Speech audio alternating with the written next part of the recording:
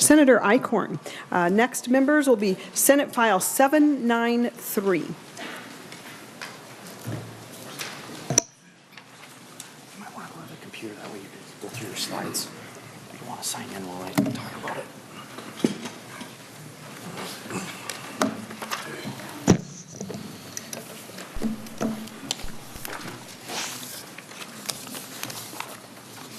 Senator Eichorn, would you please move your bill, and that would be Senate File 793.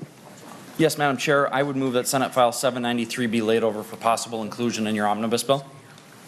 Thank you, Senator Eichorn. Senator Eichorn, to your bill, Senate File 2439. What does it do?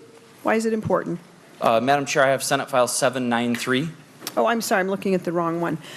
Senate File 793. Thank you, Madam Chair, and thank you for the opportunity to present Senate File 793. I would like to thank my co-sponsors, Senator Ingebritsen, Senator Bach, Senator Rude, and Senator Tomasoni. Senate File 793 in Section 1, Subdivision 1, directs the Commissioner of Natural Resources to create a grant program to increase firearm safety, trap shooting, archery, hunting, and angling activities within physical education courses in Minnesota school districts.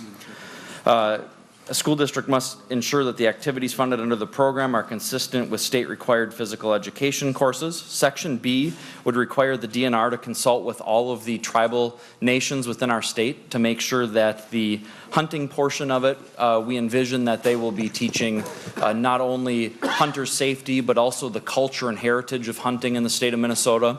And as part of that, we feel that the tribal heritage is also very important, and that's why we ask them to contract with the tribes to make sure that that piece of the culture and heritage of our hunting is culturally competent. In Subdivision 2, we dictate that any Minnesota school, including a BIE, Bureau of Indian Education school, may be able to apply for this program. Being that this is kind of a pilot program, we envision or hope for that the DNR could get into a couple northern schools, a couple southern schools, and a couple metro schools. And we do dictate that the commissioner must seek a geographic balance in schools selected. We will require that there be a report back to the legislature by 2021. We do have an appropriation for this bill of $500,000 in each year of the biennium. We ask that that money be used, in that program be used for the Department of Natural Resource personnel costs, curriculum development, reporting costs, school staff and training, and then outdoor sports licenses for participating students and equipment used in courses.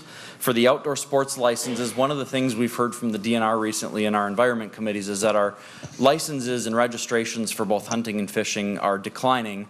And what I envision with this pilot program is that any kid that goes through this program is going to get their first hunting or fishing license for free, with the intent that if we get them in the woods and on the water, yes, pardon the pun, we hopefully get them hooked on our outdoors. Madam Chair, with our technology nowadays, our phones, we're unfortunately losing future generations of folks that'll care about conservation in our state and care about hunting in our state to our electronic devices. And we're trying to help find ways to bend that curve and do something that's so important to teach our Minnesota kids, both about our heritage of hunting, give them that opportunity to get in the woods, and also on the firearm safety. The odds that a kid or an adult even in Minnesota encounters a firearm in this state is pretty high. So at bare minimum, if those individuals know how to properly handle a firearm, there would in theory be less accidents and that type of thing. So we think this is a really good program. We've had a lot of good excitement around it. I do actually have a letter of support from the Leech Lake Band of Ojibwe, which is the tribal nation in my district. That really supports that we're including the tribal aspect as part of this bill. And unfortunately, almost no schools in the state are doing this right now, but there is one, and also happens to be in my district. And my testifier today is from the Northland Community Schools in Reamer, Minnesota, and they're actually already doing some of this and putting it into practice and are having some success with it. For members, if you can't see on the screen, there is a slideshow that Mr. Murphy is going to go through if you need it, and I'm going to turn it over to Mr. Murphy to talk about the wonderful things that this is doing in his school and could possibly do for other kids throughout our state. Thank you, Senator Eichorn. Senator Murphy, welcome to the committee. Please introduce yourself for the record. Mr. Murphy, excuse me. Didn't mean that demotion there. Thank you, Madam Chair. My name is Kevin Murphy. I'm the 6th grade teacher at Northland Community Schools.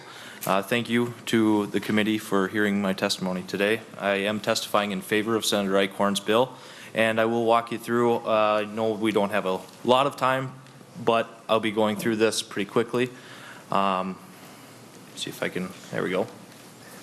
Okay, so just a little bit about myself and my background. So I'm a 6th grade teacher. We have our 6th grade as a elementary. We are a small district. So I teach all subjects to my students, and I see them all throughout the day. Typically 6th grade is usually found in a middle school setting. In our school district, it's an elementary setting.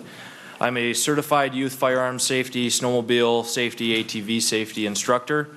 I have about 4 years of experience with this teaching youth safety courses, and I am an avid outdoorsman, hunter, and fisherman. So this is something very important to me personally as well. A little bit about our school. Northland Community Schools is located in Reamer, Minnesota, which is in Senator Eichorn's district. It's located close by Grand Rapids, to give you a little bit of reference. Our district actually encompasses the towns of Longville, Federal Dam, Boy River, Outing, Reamer, and actually Emily, parts of Emily in there as well. Our student population, 363 students, so as stated before, it's a pretty small district that is pre-K through 12, so it is a small district. We have about a 45% indigenous population, and we're at about 72% free and reduced lunch, to give you an idea of our demographics. So we offer in our 6th grade class, just my classroom alone, we offer firearm safety, snowmobile safety, ATV safety, boat and water safety, and we also have a program called Hooked on Fishing, Not on Drugs. How we do it in 6th grade, and I should say the reason that we do it in 6th grade, because children at the ages of 11 and 12 years old are eligible to be registered on the Minnesota Department of Natural Resources website to get into the database for the licensing portion of it. So we do it in 6th grade where students are 11 and 12 years old. Each safety course is taught during the school day. We use the DNR's curriculum, and everything is run through the DNR. We have volunteer instructors who come into the classroom and help teach portions of it. Depending on that content, we use it either during our reading time, because there's a lot of good reading curriculum that the DNR has, and we also do some of it during our science and social studies times. Mostly because I'm certified in each of these safety areas, I teach most of the course. That way it's a little bit more flexible with all of those interruptions that come about in an elementary classroom. And the academic application for this, the outdoor environmental safety courses have really a great impact for our standards and our benchmarks. So included in this, I have the benchmarks that are covered in 6th grade, and I'll get to that in one second. I found some very interesting research that I wanted to share about outdoor education.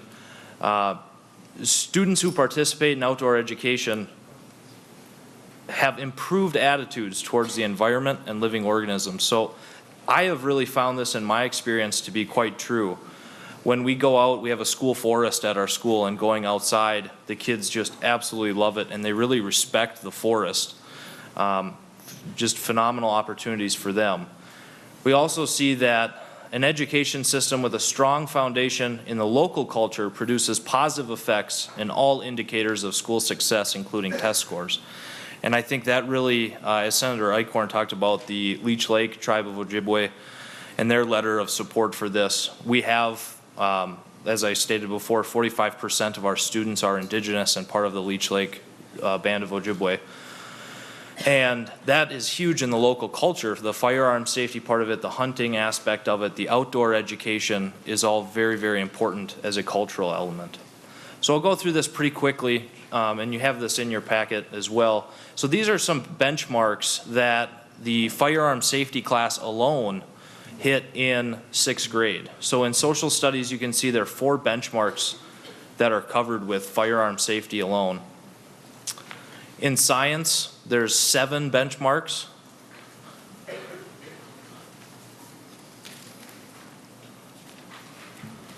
In health, as our national health standard, we hit standard number 5.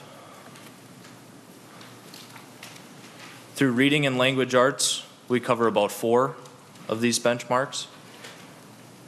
And again, this is with the curriculum provided by the DNR for these specific safety programs. And then just a little bit of outside of the standards, what students are learning: responsibility, citizenship, respect, safety, survival, community relations, individualism, communication, relationship with authority figures. And a little bit personally, I have a lot of close friends of mine work with the Cass County Sheriff's Department, and they come in and work with our students. And they found that every time that they come in, they tell me, this is a great opportunity for us to meet these kids at a young age and in a positive way rather than in a negative way. And they keep reiterating to me, and the DNR as well, the conservation officers, really emphasize meeting these kids in positive ways is really, really a great thing for them and for those students as well. So again, some more of the research. The increase in high stakes standardized testing has emphasized focus on reading and math curriculum, which has led to the neglect of outdoor education. And although this type of learning holds immense benefits for all students, it's particularly valuable for students who struggle with traditional school tasks or have developed an apathetic stance towards school and learning. And again, personally, I can say that for my class, some of the best firearm safety students that I have are students who sometimes struggle in that mainstream classroom setting. And so it's really great to see those students really blossom through this program. And then I have just some pictures to share with you of some of the programs that we have at school. So we went on a fishing trip this fall to Federal Dam, which is in our school district, so we got to go right in our own backyard and do this fishing trip. We had local guides from the community help with this. Each student got to leave with a fishing pole and a tackle box. So it's a really neat opportunity for those kids, and you can see how excited they are. It actually started to pour rain on us when we stopped for lunch, and I looked at some of the paras who were with me on that trip, and I said, I think we better head back to the school. And the students came up and said, we're going back fishing, right? We're not done yet. So we went back and went through pouring rain and continued fishing the rest of the afternoon. So we also have snowmobile safety, which I know is not in the bill, but it's something to share the outdoor aspect of it. Here are some of our local DNR officers who come to help. And this is our firearm safety group photo of the students who participated in that event. And you can see in the back we have a couple of Cass County Sheriff's deputies there helping with us as well, and the volunteer instructors. And then some more pictures. We have a great field course set up for the students, a firing range. They actually get to climb in a duck boat there that's chained to some trees. It's a really cool, simulates getting into a duck boat in the water and how you have to safely handle a firearm for that. The community has been very receptive to this. We've gotten donations from local clubs and organizations. We've had a lot of volunteers. It always ends up being put in the paper before I can even put it in the paper because people are so excited to share what we're doing. And again, just some more pictures of us out fishing. And that's all that I have for you. So I will open up for any questions. Thank you, Mr. Murphy. It sounds like a very fun and educational class. I just have two brief questions. One, I noticed all the standards that are being taught. Fabulous. I noticed, though, are there also physical education standards that are being taught in this? So there course? are physical education. Oh, sorry, Madam Chair.